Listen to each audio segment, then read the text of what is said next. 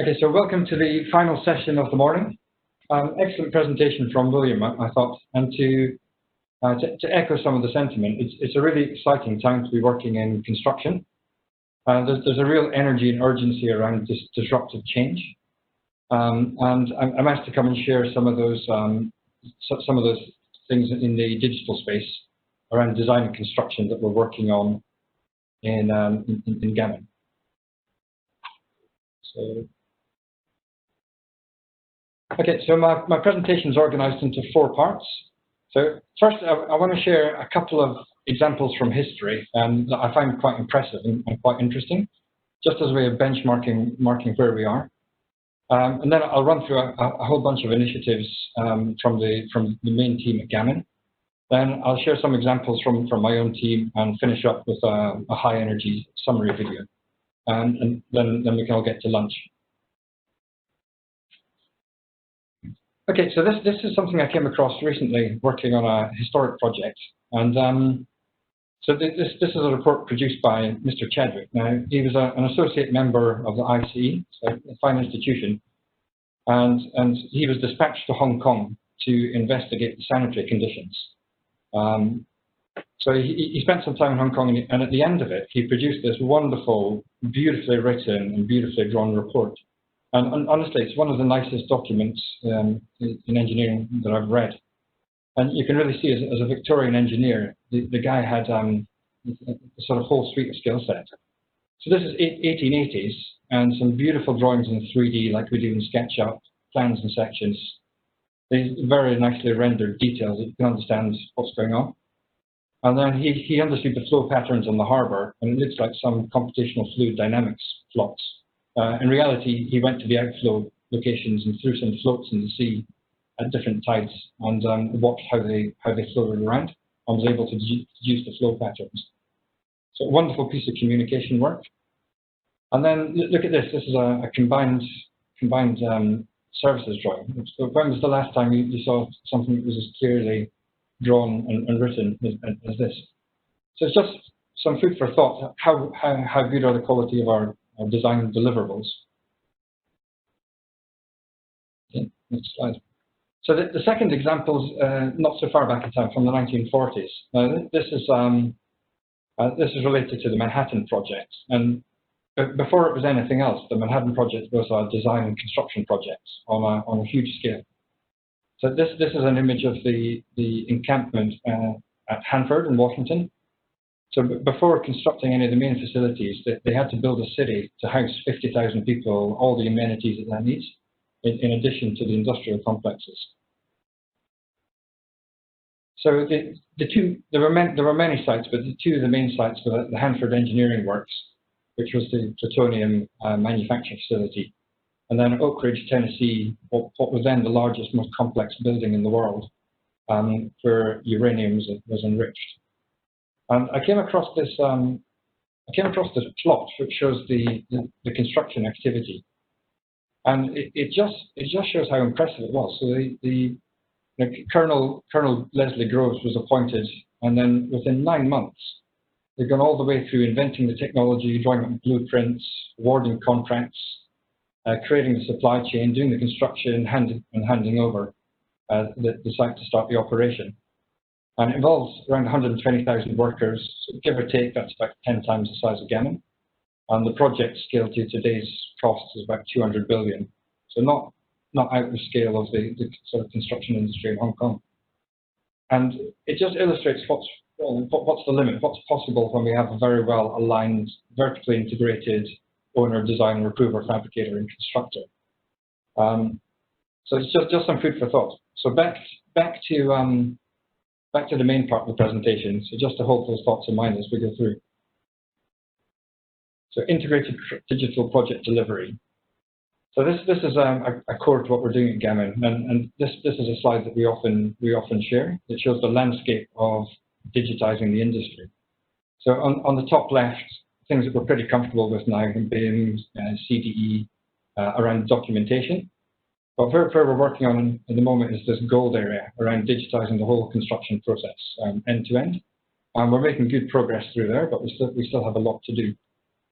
I spoke to a lot of my my colleagues when I was thinking about the material to put in this presentation. And originally I thought to put in 2 or 3 wow factor, sort of really impressive things. But that wasn't really the story that came out. And actually what's going on is that we're working on hundreds of, solving hundreds of small problems. And the idea is about the culture we're bringing and the capability in the team around applying appropriate technology to solve lots of small problems. So central to that is our IDPD wheel, and this is something that our CEO Thomas has been pushing hard for a number of years. And it's a number of things. It acts as a centralized entry point so that to all the digital information. So we've long moved away from having spreadsheets and servers and C drives to having the data stored in an accessible place. And that makes the data accessible to everyone. It helps us have some consistency across projects. We also have a little bit of customization. And some of the things that enables is it inspires people at all levels to have new ideas about connecting different data sets together. And ideas come from all places. You know, everyone has their own problems or unique challenges to solve. And that's the thing that it's delivering, is this developing this culture around use of data. So this is our digital transformation team. So these guys are doing a lot of great work, and we often joke that when the team started a number of years ago, they sat in the corner of the office, and it looked like a messy teenager's bedroom. They had lots of trinkets and toys they were playing with.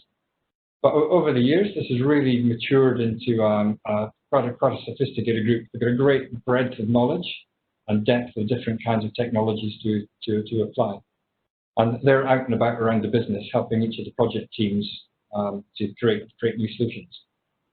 And then sometimes it doesn't get mentioned enough, but sitting behind that is our integrated data technologies team. So they're like a large team of professional people who put in the infrastructure, the security, the database management, and actually the core of the whole data structure that underpins everything we're doing. So what are the guys up to? So Jeremiah's team are out and about, looking around the business for all sorts of different activities, looking to see what data collections available, what sort of analysis we can run over it, publishing the data, dreaming up ways to visualize and to pull insights from that data, and then working with the team to drive some improvement back into the business. And we've got a whole lot of examples, and I'll just share some of those with you today. I think Jeremiah's done a number of talks. You can probably find some of them on YouTube if you want to know more information. So we often talk about the democratization of core technologies, and I think this is quite important. When I started learning coding about 20 years ago, it wasn't easy. There weren't many places to go to get help, and it was quite a hard slog. But these days, with YouTube videos and online courses from MIT and Stanford and the rest, it's quite easy to get started. And if you take one thing away from this presentation, I'd like that to be, if you haven't yet got involved working in this area, but the barrier to entry is not that high. Just get involved, get started. It's secure for everyone.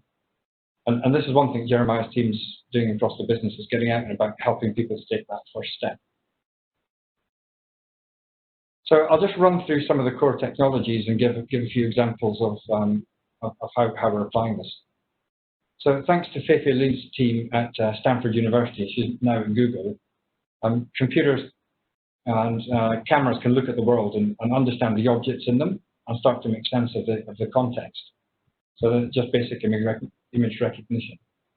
And this technology is freely available. Anyone can pick this up and start to build apps and tools out of it. So just some of the things that we're looking at.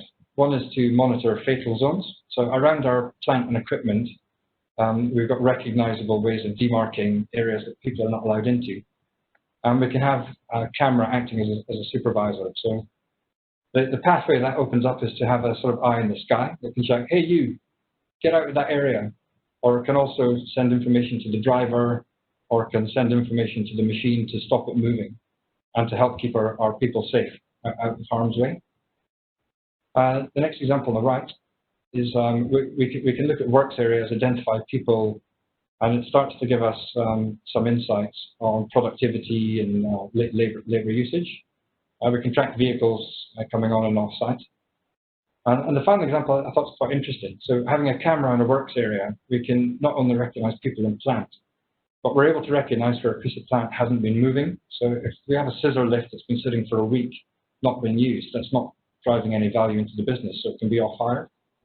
It also opens up the pathways to where people and equipment are moving, that there's a link into the areas where we have a permit to work, and that's also opening up a pathway to help keep our people safe. Around data acquisition.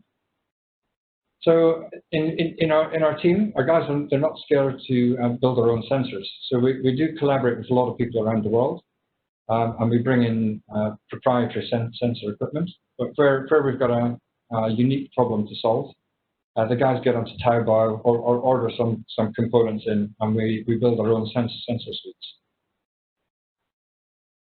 So this is just one example. This is a photo around vertical transportation. And when we think about MIC and DFMA, this is an ever important factor for us to consider. So this is a photo from Singapore. So we have a giant crane, and it's been sized for one particular critical lift, the heaviest thing at the biggest lever arm. But we notice it spends most of the day, every day, lifting tiny objects. So it's hardly breaking sweat. So the question is that an efficient use of that piece of equipment? So over the past few years, we've sort of digitized our tower cranes, and we're starting to stream a lot of data and to gather insights. So it's a path to help us think about MIC and DFMA, to think about designing lifts, making sure that we've got the cranes being used for its capacity, sizing objects to get good utilization out of it. And we can also look at how it's working over time to better plan logistics to make sure we don't have heavy peaks and then downtime. So we're still working through this space, but the insights are starting to flow now that we've got the data coming. In the area of machine learning, so this is actually Gambot does a lot of things, but today I'll just share one around the dynamic risk assessment. So on all our project sites every morning, the guys go to the workplace and they carry out a dynamic risk assessment. And one of the aspects of Gambot is that it has this chat interface to help them carry out that dynamic risk assessment. So posing questions to which they respond, and it captures all that data electronically. So we can monitor and sort of reward good performance of good quality and dynamic risk assessments, and the bosses on the project also check in to see what's going on. But this also opens up the pathway. So with some natural language processing and a bit of machine learning, we can start to develop a dialogue here. So for example, if the word scaffold comes up or there's a photograph of a scaffold, it would be quite straightforward to prompt the guys to check that the form 5 is adequate. So you can imagine that there's a whole number of pathways can open up with this technology. So another example is around choosing how much ice to put in concrete. So the traditional way we think about this is we look at the weather forecast, and then at the beginning of the day we make a procurement order for ice that's last through the day. Now, based on human judgment, we add some proportion of ice into the mix. It's transported to site, and then we have to have a very high degree of reliability that it will satisfy all the requirements and temperature. So you can imagine that there will be some conservatism in that process to make sure that we have compliant product. So what the guys have done here is to put temperature sensors on the concrete trucks, and we've collected a whole bunch of data about different times of the day, different temperature conditions, different delivery distances, and so on. And we can feed that back in with some machine learning algorithms and look at the weather forecast, and it helps us come up with a better estimate of how much ice we need to order for the day, and then on a truck-by-truck basis, how much ice to add. And we're getting some percentage savings on us. It's something like 8%, and that's a great outcome for sustainability. It's just one of those examples. Okay, blockchain. So there's a sensitive issue in Hong Kong around security of quality records. So Inspecto is the platform that Gammon has developed over the past few years for capturing on-site inspection forms. It's a platform that's shared between the contractor, the consultants, and the clients. And the requests and the on-site records are captured using mobile devices. All the information is fed back and it can be dashboarded and visualized. And we keep our guys out on site where they're adding value, not back in the office filling in paperwork. And on some projects, although it's not mandatory, the background to this is blockchain. So we've got permanently secure formats for storing records. Okay, so about visualizing projects, 3 examples to share: digital twin, run LiDAR, and pictorial documentation. So this is our Saisha Road project, one of the civil jobs, and we're using a digital twin here to great success. The feedback from the project team is very positive. We've got a number of different data sources overlaid and sort of real photogrammetry that's updated periodically. And it gives everyone on the project team, from the PIC to the planner to the site engineer, much better oversight of what's happening on site, and also to overlay with the works that have not yet been constructed. So another example, this I saw just a couple of weeks ago on one of our foundation projects. So we've got this pretty expensive piece of camera equipment. It looks like a device from Hollywood with a harness and a gimbal to keep it steady. And the guys can walk around the project, and in real time, this LiDAR device sends the data back to an iPad. And similar idea, the project in charge, the whole project team can see quite close to real time what's the condition on the job. And in this environment, it helps you go to places that you can't actually visit on the site, look at it from different aspects. And I think our foundations team do a great job of this, but we built up our 3D SketchUp libraries of, they've modeled every component.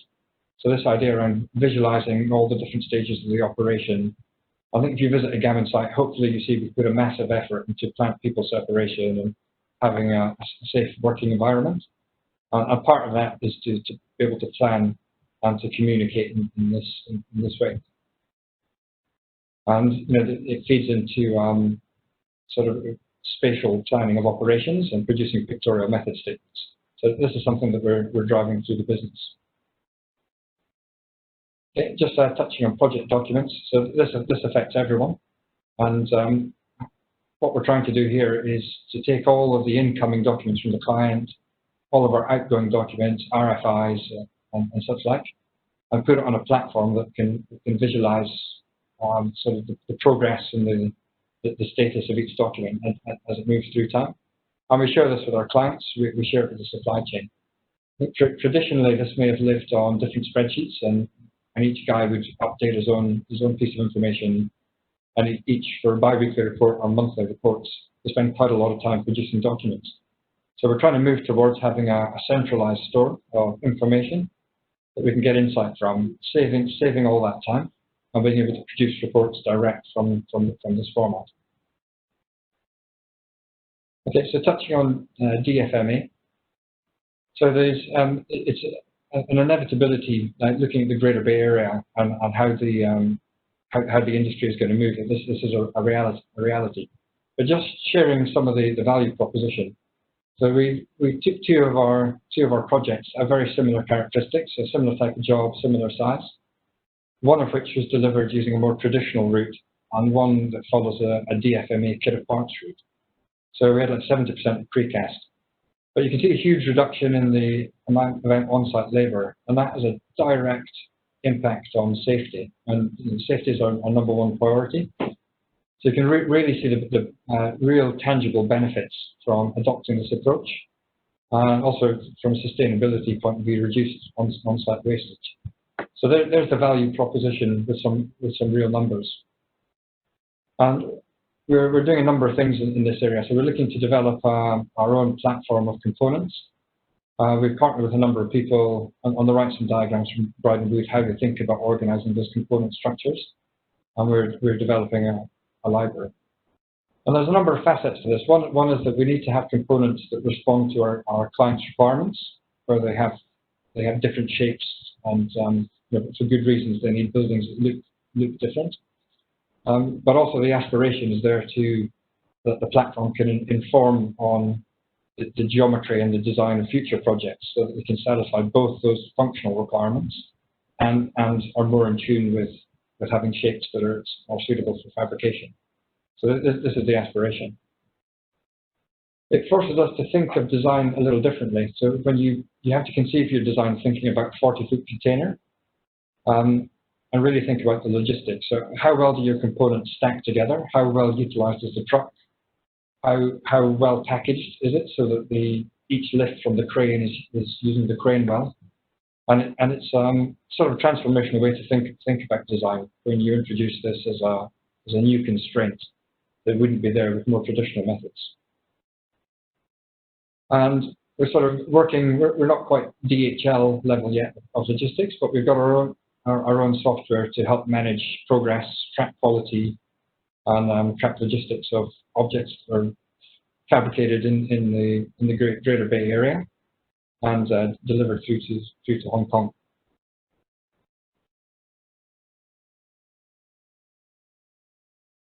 And then this is one recent example. So Gammon are part of the project team, a number of companies involved at Penny's Bay, and it shows that when this is done well, that sort of wonderful things are possible. So 110 units completed at the Penny's Bay Quarantine Centre in just 64 days, and I think that's quite an incredible achievement. So hats off to everyone who was involved in that. Well done.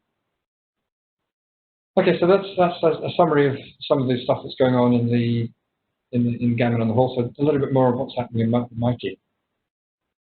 So I think most organizations have a diagram like this, a management ambition about mapping workflows and streamlining the process and trying to have better accuracy and so on. So what are we actually doing to deliver that? So some of the ideas we borrow when we think about it are not new. So we think about the marginal gains ethos, the idea that every 1%, when it's aggregated together, tends to have a significant contribution. We think about the Kanban process, so it's organizing tasks, or breaking down a problem into tasks and how they flow over time. Pareto's principle, so identifying low-hanging fruit, the 80-20 rule. And this idea of cognitive collaboration. So Joseph Licklider, he's maybe not a very famous name, but he's one of the father figures in computer science. And back in the 60s, he identified this idea of symbiotic partnership between human and machine, as he put it.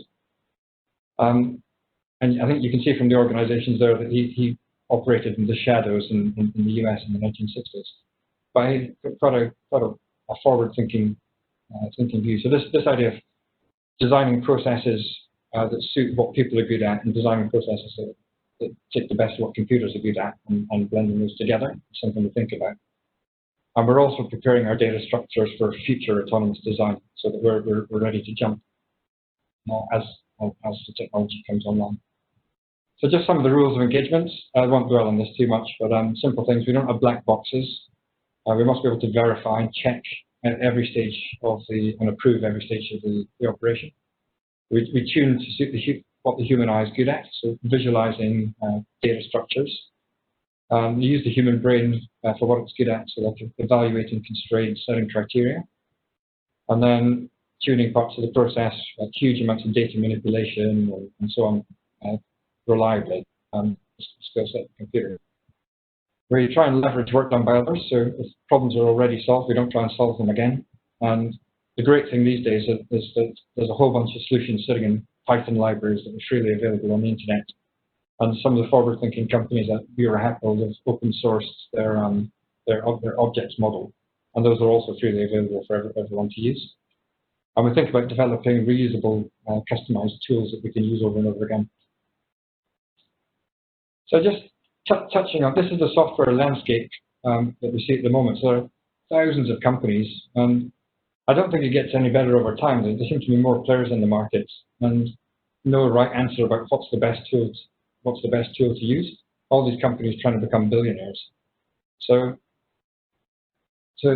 sorry, some of them, there's only so many hours in the day that we've got time to become specialists in. So we've picked our suite of products, maybe a little bit wider than ideal. But because we collaborate with lots of different companies, we sometimes have to suit the tools that work with other people.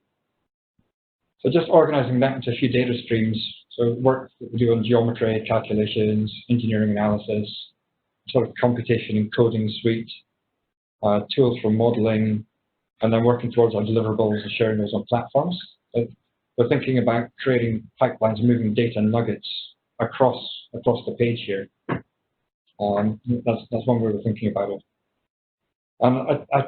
For a long time, I've had this view of an object-based, data-centric approach, and I'm not alone in this. There's quite a number of people around the industry who are like-minded, and they're putting sort of object models at the center and creating adapters in and out of different software. So this is the sort of ecosystem that I see as the way to go. So the computational approach. So we've been at this for a long time, and if you talk with any bridge engineer, it's the only way to approach the work. So this is back in 2006. When you have thousands of section checks to do, there's just no way to do it manually. So back then, we're working in VBA Excel using COM interface to talk to the analysis software that converts the stiffness matrix and sends some results back. So pretty standard workflow. A lot of people over the industry doing things like this. Then Stonecutters Bridge, similar days, we build a custom UI with the steel material layout, and try and plot the information graphically, and then run 3 million checks. So the only way to do it is this data-centric approach. I still think the best way to do the creative side is with pencil and paper, and we don't. We still do this today. But once that's set out, we're mapping out these computational workflows, and then using the computer to generate, check the structure, visualize different options, and so on. So that's the sort of background over the past 20 years. So just an update on the sort of stuff that we're doing now. Just a few examples. I'm not suggesting any of them are particularly impressive, but it's just to share some of the areas we're working in. So one thing we're trying to do is to put a bit of shape around mapping workflows. So we've got a simple set of standard objects that we use to do that, and we're using a free online app called Draw.io. So anyone's has access to use. Very easy to use.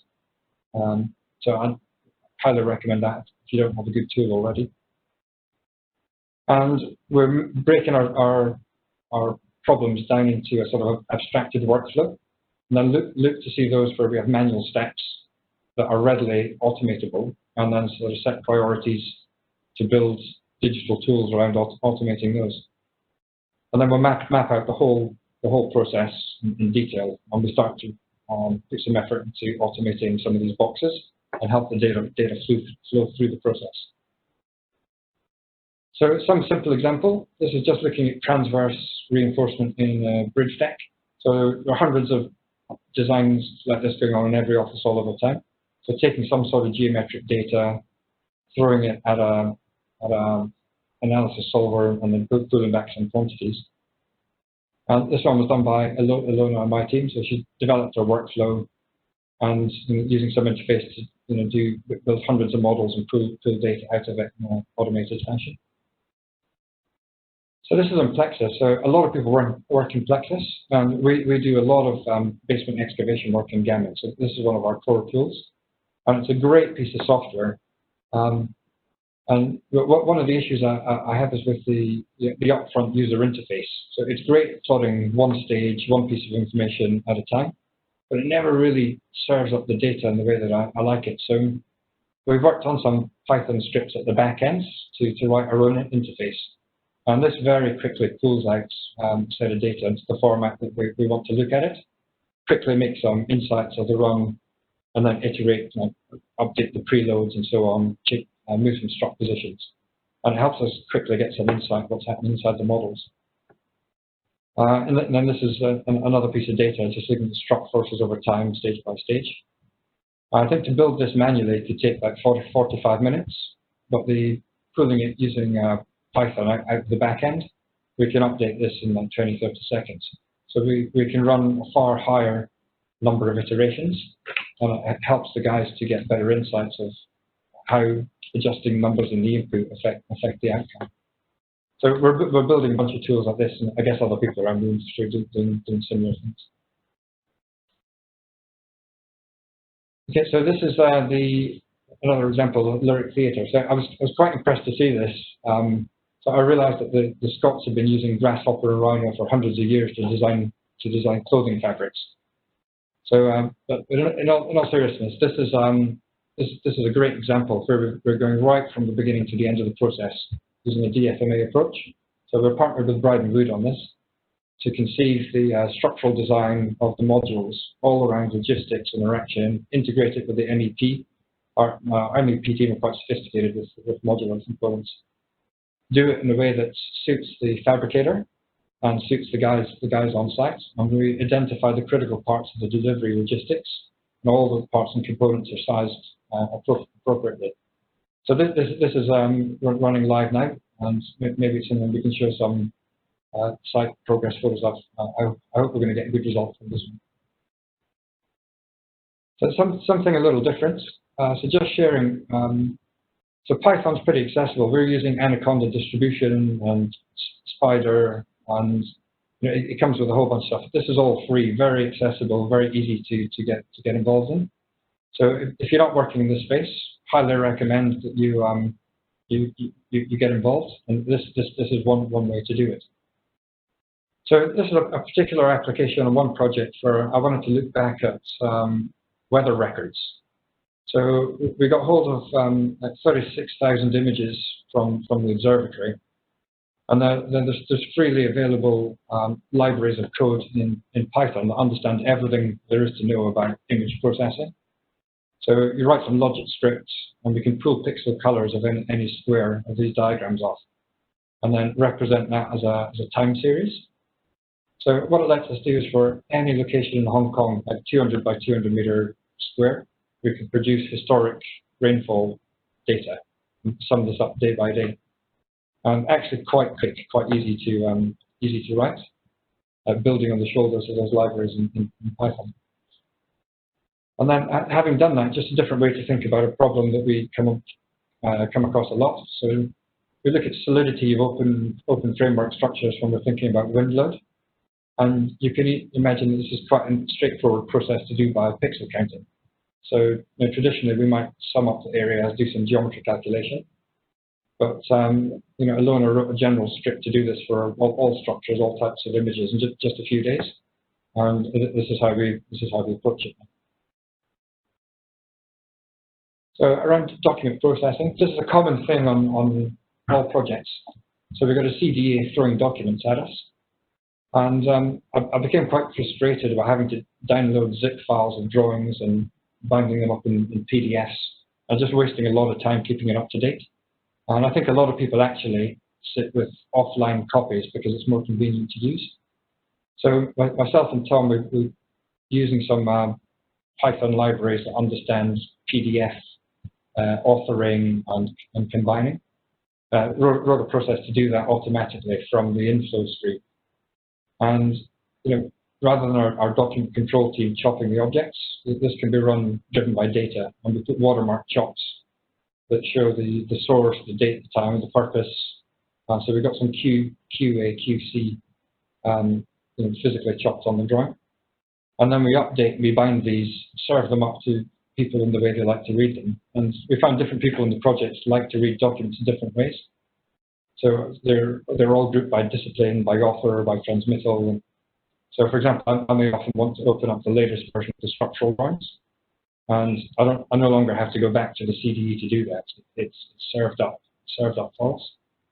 And it's quite nice. I can ask questions like, I want to see the version of the structural drawings as they were 4 months ago, or a complete set of the drawings in June last year. So it helps to see the information in a different way. So this was the workflow Tom mapped out using pulling in technology from various places. And I think this has been very successful.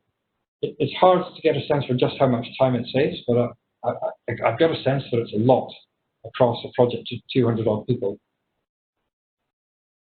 Okay, so this is just another example, something a little different.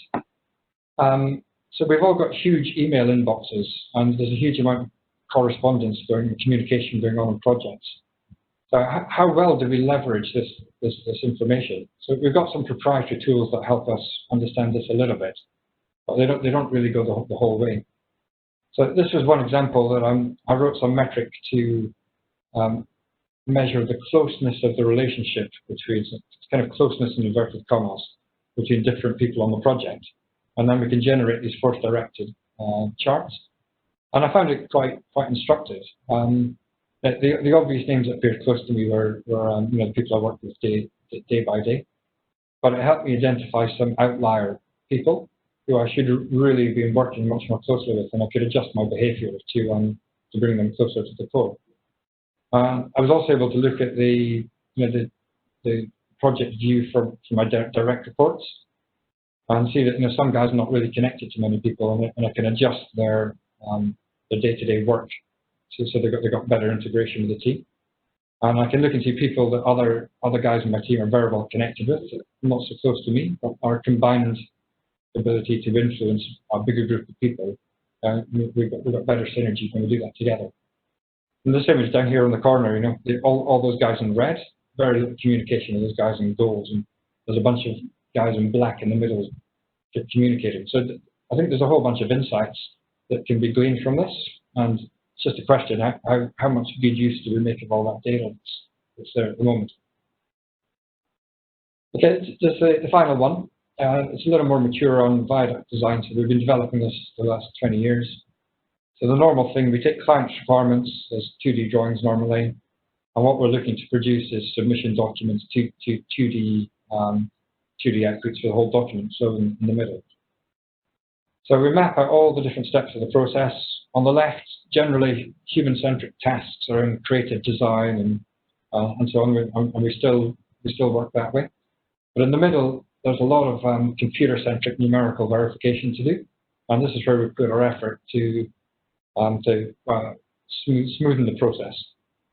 And then this process can spit out the hard deliverables that we need at the end. So that's the example I showed on the screen earlier. All those yellow dots we've now got pretty mature, and the data can flow from block to block. So just to illustrate a few parts of it. So we used to rely on proprietary software like Civil 3D to do highway alignments, but we rewrote that geometry code. And now it understands spirals and offsets from spirals, super elevation. So we've got a bunch of functions that can understand that data. And when you put some rules about how to set the segment joints and segmental viaducts, for example, then we can very quickly produce huge data sets of, so this is showing a segmentation database. Not that that's legible, but it just shows that it's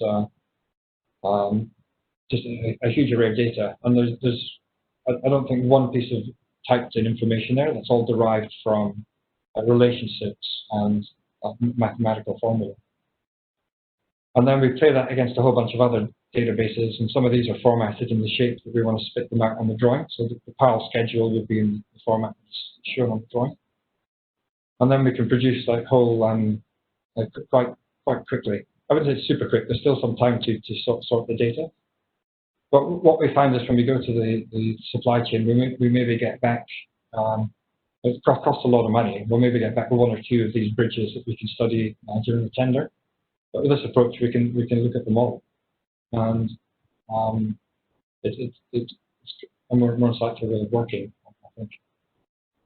So we can look at sort of graphical checking of data. So this is one thing we did here to look at the highway alignments played against the BIM model, and you see like, oops, there's some sort of error here, and because we're driving the graphical representations all driven by data, we can color those in different formats and sort of inspect the data to see that it makes sense. Those are just examples of coloring in different ways. And the human eye is brilliant at spotting errors and anomalies in information like this that it wouldn't be obvious from the data set. And here there's not the background grey image is the client's BIM model. But everything in color is driven by the data process. Okay, so just a few other things and the sort of outputs that we can get from this process. And this is the last one, sort of work in progress. So BIM is a huge part of what we do at Gammon around the industry. We're sort of looking to see how much, if there are better ways to use the data. So one area that's sort of yet not fully solved is looking at objects over time. So on our projects, we've got a version of the model saved every couple of days. So it's how to do nice inquiries about how areas are changing over time, which areas were worked in the model last week, where is the effort being expended at different times. So this is something I'm sort of interested in looking at with the API or other methods. So if you're out there and you've already solved this problem or interested in working on it, then feel free to drop me a line. I'm welcome to do some collaboration. Okay, so thanks for sitting through all those examples. So just to wrap up, these are the three guys I introduced at the beginning. Sort of wonder what they would think about what we're doing today. I think overall, I think they'd be pretty impressed. So the quality of their work and the timelines they achieved, I still think they'd be impressed with what we're doing. So I've just got a quick video to wrap up. So